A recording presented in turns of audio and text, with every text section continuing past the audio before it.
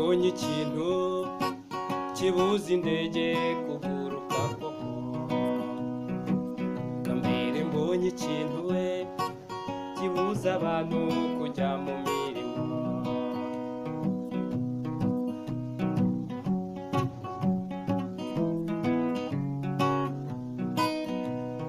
Corona virus ni icyorezo nshuti giteye ubwoba, dore no kwandura mu kanya gato kwa k'umunsi uje, bitewe n'icyorezo kibi aho kigeze kigarika imbaga.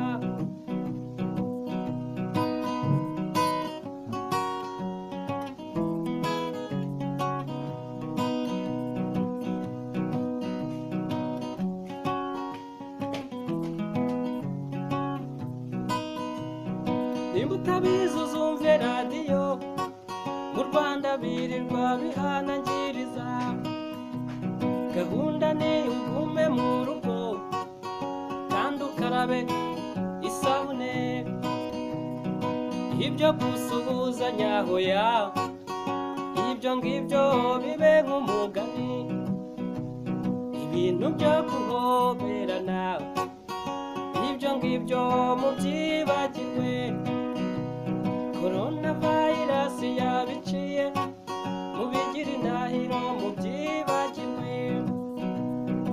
Ubwa mbere mbonye ikintu we gitera ubwoba ku isi yose, ubwa mbere mbonye ikintu gihabura Amerika imiryango igakinga. Nubwo waba uri umukungu uwagupima yasanga ubitse ubwoba, nubwo waba uri igihangange gute uwagupima yasanga ubitse ubwoba. Corona virus tuyirinde ni indwara mbi cyane, pfa kuba umunsi uhuje ayanduye kwirugo ayijyanye. Nimba ukoze no kunote genda ukarabe vuba vuba cyane. Hari ikintu cyanyobeye we, ukuntu yandura mu kanya gato, uko yavuye mu Butaliyane imigabane ikaba igenda iyihetura. Kwa muganga barasanasana ariko ubu bafite akazi kenshi, abarwayi babura kanya. Corona virus ni indwara mbi cyane. Hari ikintu cyanyobeye sinari nzi ku isi yanyeganyega. Corona virus ni indwara mbi iteye ubwoba,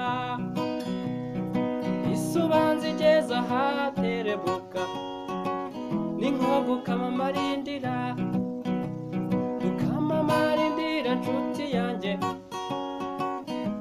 bisaba inshishi.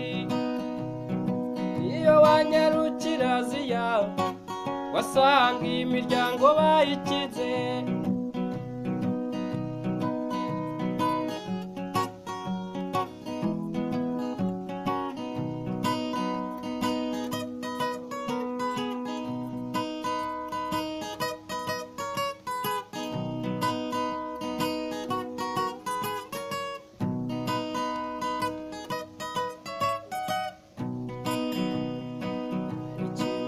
Ubwoba Corona yiduteye ubwoba, uretse Imana izatabara we ikaba ariyo yidukingira. Hari ikintu giteye ubwoba, Corona nibyo yiteye ubwoba.